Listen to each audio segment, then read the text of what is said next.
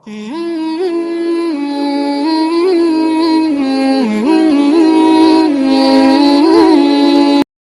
kesempatan ini, saya ingin menyampaikan sebuah hadis yang memberikan gambaran kepada kita bahwa lagi-lagi ibadah pada dasarnya merupakan satu totalitas, satu keutuhan, yang satu berkait dengan yang lain. Satu hari ketika sedang kumpul dengan para sahabat, baginda Rasulullah Shallallahu Alaihi Wasallam bertanya kepada para sahabat, "Atadruna manil muflis?" Sahabat-sahabat sekalian, kalian tahu siapa sih orang yang bangkrut itu? Orang yang sial, orang yang tidak beruntung, siapa mereka? Bangkrut, sial, tidak beruntung, merugi. Kalimat yang kita mendengarnya saja sudah risih, apalagi mengalaminya. Semua kita ingin menghindar dari kebangkrutan, kerugian, kesialan. Nah, Nabi bertanya itu kepada sahabat, tahu nggak kamu siapa orang yang bangkrut, orang yang sial, orang yang tidak beruntung? Macam-macamlah jawaban para sahabat ketika itu. Ada yang menjawab, "Ya Rasul, al-muflisu fina man la dirham lahu wa la mata'." Menurut pendapat kami ya Rasul, orang bangkrut, orang sial, orang tidak beruntung itu man la dirham lahu ma la dirham lahu, orang yang tidak punya uang dan tidak punya harta. Orang yang tidak punya uang dengan orang yang punya uang, janganlah gaya hidupnya, gaya jalannya saja lain. Uang tuh katanya raja, katanya. Lidah yang paling fasih untuk bicara, uang. Senjata yang paling ampuh maju ke medan perang, uang.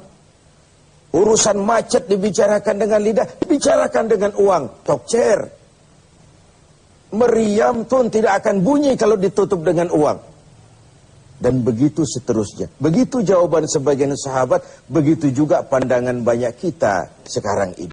Begitulah memang bahwa materialisme, hedonisme menggiring kita untuk menilai seseorang dari penampilan. Maka berpayah-payahlah kita menghabiskan sejumlah dana untuk mengurus penampilan ini. Pengusaha tidak bonafid kalau menandatangani kontrak tidak pakai jam tangan Rolex, pulpennya Montblanc, sepatunya wah, mobilnya wah, bajunya wah, dasinya wah. Begitulah kebanyakan kita sekarang ini. Berpacu menata penampilan. Orang yang bangkrut, yang tidak punya itu semua. Tidak punya uang, tidak punya harta. Hidup cuma sekadar mengumpulkan keinginan-keinginan, dan seterusnya. Mendengar jawaban ini, Rasul senyum. Nggak, bukan itu orang bangkrut. Bukan yang tidak punya uang, bukan yang tidak punya harta. Innal muflisa min ummati, orang yang bangkrut, yang sial, yang rugi dari golongan umatku sendiri. Renungkan ini, umatku. Tidak usah cerita Yahudi, Nasrani. Umatku yang akan bangkrut. Siapa mereka? Mayati yaumal qiyamah bisolatin wa siyamin wa zakatin. Yaitu orang-orang yang besok di hari kiamat, dia datang menghadap Allah dengan membawa pahala solat. Tuhan, inilah pahala solat saya. Karena memang di dunia dia tukang solat. Ini solat yang wajib, ini solat yang sunnah, rawatibnya, nawafilnya. Wasiyamin, dia juga datang menghadap Allah dengan membawa pahala puasa. Puasa wajib Ramadan, puasa sunnah Senin Kemis, puasa 10 hari Syawal, puasa Rajab, dan begitu seterusnya. Wa zakatin, dia juga datang membawa pahala zakat, karena di dunia dia juga bayar zakat, suka sodakoh, dan seterusnya. Di satu sisi, dia datang menghadap Allah, membawa pahala seluruh ibadahnya. Ya sholat, ya puasa, ya zakat. Cuma sayang, kata Nabi, di lain pihak dia datang juga membawa kesalahan. Kesalahan apa? Wa ya'ti qad syatama hadza. Dia juga datang bawa kesalahan karena waktu hidup dia pernah mencaci maki orang lain. Syatama hadza, pernah mencaci maki orang lain. Wa qadzafa hadza, pernah memfitnah orang lain. Wa akala mala hadza, pernah memakan harta orang dengan cara yang batil. Wa syafaka dama hadza, pernah mengalirkan darah orang lain tanpa alasan yang benar. Kalau ini yang terjadi, bagaimana nasib? Di satu sisi datang membawa pahala ibadah kepada Allah. Di lain sisi datang membawa kesalahan karena pernah menyakiti orang lain. Kalau inilah yang terjadi, maka kata Nabi, ketika dia sedang asik, lapor, Tuhan, ini pahala sholat saya. Datang orang lain, sebentar dulu Tuhan, dia memang ahli sholat. Tapi saya pernah dicaci maki di depan orang banyak tanpa alasan yang benar. Hancur hati saya. Di dunia saya tidak bisa menuntut dia karena posisinya lebih tinggi. Di sini saya menuntut keadilan. Benar orang ini pernah kau caci maki? Iya Tuhan. Tanpa salah, ya Tuhan. Cuma untuk menunjukkan prestasimu sebagai orang besar, orang berpengaruh, orang berwibawa. Enak saja kau caci maki orang di depan orang banyak. Ya Tuhan, sini pahala sholatmu berikan kepada orang yang kau caci maki itu. Pahala sholatmu berikan kepada orang yang kau caci maki itu. Lalu Tuhan, inilah pahala puasa saya. Datang lagi orang, sebentar Tuhan, dia memang tukang puasa, tapi saya pernah difitnahnya.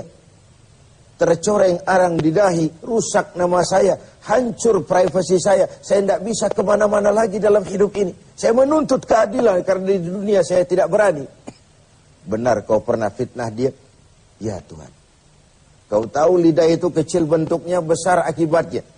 Akibat ulahmu memfitnah dia, hancur namanya, tercoreng arang di dahinya. Kemanapun dia pergi tidak sanggup lagi mengembangkan diri. Ya Tuhan, ayo pahala puasamu berikan orang yang kau fitnah itu. Tuhan, ini pahala zakat saya. Datang lagi orang, sebentar Tuhan, dia memang bayar zakat, tapi dia pernah memakan harta saya dengan cara yang zalim, menggelapi uang negara, menggelapi uang anak yatim, menggelapi uang wakaf dan lain sebagainya.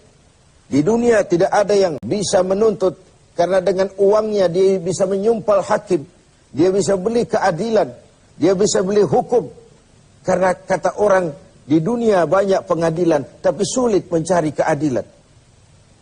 Pengadilan banyak, keadilan yang sulit. Saya menuntut keadilan. Benar orang ini pernah kau makan hartanya dengan cara yang zalim? Ya Tuhan, sini pahala zakatmu berikan kepada orang yang kau makan hartanya dengan cara yang zalim. Inilah nasib. Fa in faniyat hasanatuhu qabla an yuqda ma alaihi. Kalau habis sudah pahala ibadahnya diberikan kepada orang, sedangkan yang menuntut masih banyak, orang dia zalimi masih banyak, orang yang dia makan hartanya dengan zalim masih banyak, orang yang dia fitnah masih banyak. Apa yang terjadi? Ukhiza min khatayahum.